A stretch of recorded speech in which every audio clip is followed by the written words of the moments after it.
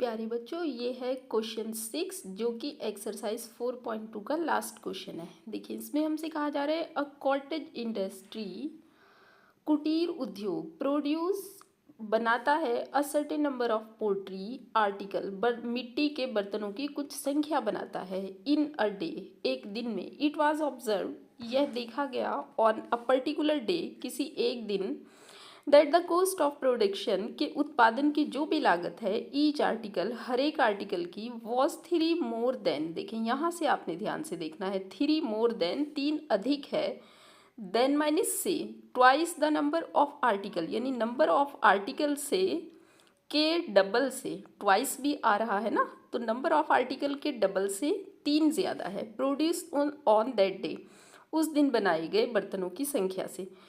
If the total cost of production, अगर production की कुल लागत ऑन दैट डे, उस दिन, वॉज 90 रुपये थी, find the number of articles, तो आर्टिकल्स के नंबर यानी कितने बर्तन बने इसका पता लगाइए, प्रोड्यूस्ड बनाए गए, and the cost of each article, और हर एक बर्तन पर कितनी लागत आई ये पता लगाना है। तो इसके लिए हमने ये करना होगा कि सबसे पहले हम मान लेते हैं let number of articles, number of articles is x। देखें, नंबर ऑफ आर्टिकल हमने x माना है, इसलिए कॉस्ट ऑफ आर्टिकल जो निकल के आएगी वो यहाँ से निकल के आएगी, twice the number of article, यानी x का डबल कर लीजिए 2x, और फिर उससे 3 मोर, 3 ज़्यादा है, तो इस तरह ये कॉस्ट निकल के आ जाती है हर एक आर्टिकल की, ईच आर्टिकल की। अब लागत कैसे निकालेंगे आप, जो आर्टिकल का नंबर है उसको कॉस्ट से मल्टीप्लाई कर दीजिए तो लागत आ जाती है। यानी हमें जो कंडीशन दी है, तो कंडीशन ये दी है ना कि जो टोटल कॉस्ट थी, यानी जो टोटल लागत थी, तो वो टोटल लागत 90 रुपये थी, तो कंडीशन हमारी बनती है x into 2x plus 3 is equal to 90। अब आगे आप ये कीजिए कि x के अंदर मल्टीप्लाई कर दीजिए, तो ये 2x² प्लस 3x, और 90 को भी लेफ्ट लेके आ जाइए, 90 इज इक्वल टू 0। ये हमारे पास क्वाड्रेटिक इक्वेशन बन चुकी है। अब इसको सॉल्व करना है। देखिए, इसे सॉल्व करने के लिए 90 की मल्टीप्लाई 2 से कर दीजिए, तो ये आ जाता है 180। अब 180 को फैक्टराइज कर लीजिए, तो जब आप 180 को फैक्टराइज करते हैं 2 से डिवाइड कीजिए तो ये 90 मिल जाता है आपको। उसके बाद फिर 2 से डिवाइड करते हैं तो 45 मिल जाता है। उसके बाद इसे 5 से डिवाइड कीजिए तो ये आपका आ जाएगा 9, और उसके बाद आपने 3 से डिवाइड करना है तो ये 3 आ जाएगा, और उसके बाद आप इसको 3 से डिवाइड कीजिए तो ये 1 आ जाएगा। तो ये इसको फैक्टराइज हमने कर लिया है। अब चूंकि कांस्टेंट टर्म माइनस का है, इसलिए हमें इन सारे के सारे फैक्टर को दो ऐसे नंबर्स में कन्वर्ट करना है जिनको सब्ट्रैक्ट करके 3 मिले। देखिए, सब्ट्रैक्ट इसलिए करना है कि ये माइनस का है, तो सब्ट्रैक्ट करके मिलना कितना है, मिडिल टर्म 3 मिलना है। तो अब हम इसको देख लेते हैं। अगर हम 3 और 5 की मल्टीप्लाई करें तो हमें मिलता है 15। बाकी जो नंबर्स बचते हैं उनकी अगर हम मल्टीप्लाई कर दें तो हमें मिलता है 3 2 ज़ा 6 2 ज़ा 12।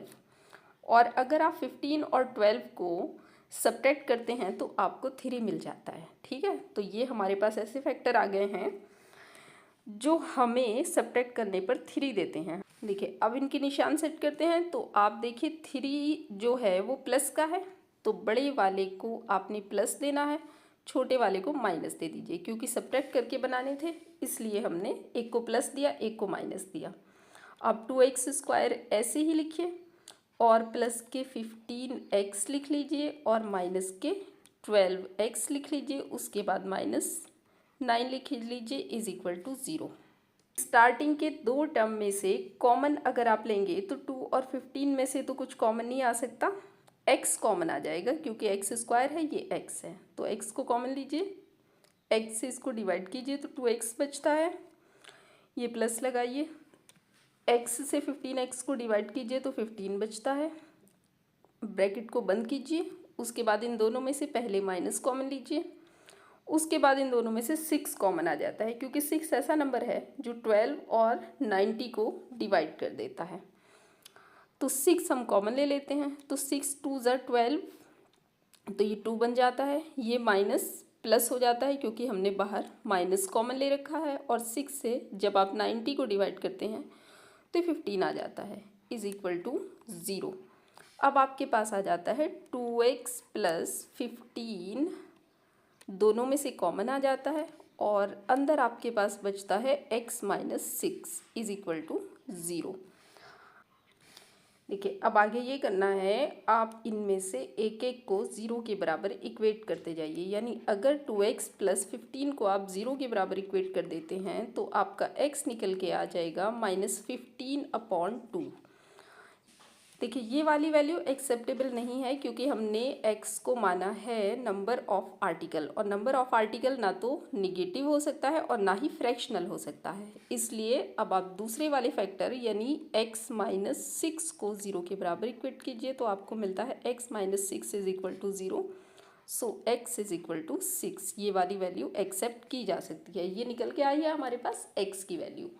क्वेश्चन का आंसर कैसे देना है, इसके लिए आपने उसी पेज पर चलना होगा जहाँ से आपने सपोज किया था। देखिए ये हमारे पास x की वैल्यू आई है। अब हम सवाल का जवाब बनाते हैं, तो लेट के बजाय आप लिखिए हैंस, और नंबर ऑफ आर्टिकल्स जो आपका है वो हो जाता है x, और x की जगह आपने रखना है 6। कोस्ट ऑफ ईच आर्टिकल, यानी ये भी पूछा जा रहा है ना आपसे, कोस्ट ऑफ ईच आर्टिकल, तो उसके अंदर भी आप ये कीजिए कि x की जगह 6 रखिए, तो 2 और x के बीच कोई निशानी है, मल्टीप्लाई लगाइए 6 प्लस 3, उसके बाद आप मल्टीप्लाई कीजिए तो ये 12 प्लस 3, और उसके बाद आप इनको ऐड करके लिख दीजिए 15। तो ये कोस्ट आ गई, एक आंसर ये है और एक आंसर ये है, नंबर ऑफ आर्टिकल 6 है। कंडीशन को आप चाहें तो वेरीफाई कर सकते हैं। देखें आर्टिकल के नंबर को कोस्ट से अगर मल्टीप्लाई किया जाए तो 90 आता है, और यहाँ पर हमें शर्त भी यही दी थी कि उस दिन की लागत 90 रुपये थी। ठीक है, और दूसरा आप इस तरह से चेक कर सकते हैं कि जो कोस्ट है वो 3 more than twice the number of article, तो नंबर ऑफ आर्टिकल 6 है, 6 का डबल करते हैं तो 12, और उसमें 3 ऐड करते हैं तो 15 आ जाता है। इस तरह हमारा ये क्वेश्चन कंप्लीट होता है, और ये एक्सरसाइज भी यहाँ पर कंप्लीट होती है। कल से नेक्स्ट एक्सरसाइज शुरू होगी। अगर आपका कोई डाउट है तो आप मुझे कमेंट करके पूछ लीजिए। मैं हूँ आपकी टीचर फातिमा। Keep learning.